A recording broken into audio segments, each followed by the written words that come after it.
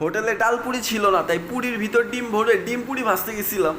এরপর যা হয়েছে, যাই হোক, হোটেলে গিয়ে একটা পুরি নিয়েছি, কামড় দিয়ে দেখি যে পুরির ভিতরে ডাউল নাই, সারা পাঞ্ছা লাগে। তো বললাম যে পুরির ভিতরে ডাউল কই? কই ডাউল নাই। তাহলে তুমি এখন ডিম পুরি ভাজবা? বলে ডিম কই পাবো? ডিম কই পাবো মানে ডিম আছে পকেটে, এই যে একটা, এই যে একটা পকেটের ভিতরে আন্ডা, দুইটা ডিম দিয়ে হয়ে যাবে দুইটা পুরি, সব কিছু ঠান্ডা। সো এরপরে বললাম যে পুরি পুরি কাটো, পুরি সাইডে সুন্দর করে স্লাইড করে কাটো, সেই পুরির মধ্যে ডিম দুইটাকে ফিটিং করো, দেন তারপর ভাজো। তো পুরির ভিতরে দিছি ডিম ছাইড়া, ছাইড়া দেওয়ার পরে দেখি যে যেই সাইডে কাটা হয়েছে ওইটা দিয়ে বের হয়ে আসে ডিম। এখন এটা যদি তেলের মধ্যে ছেড়ে দেই, ডিম তো হবেই না, পুরিও হবে না।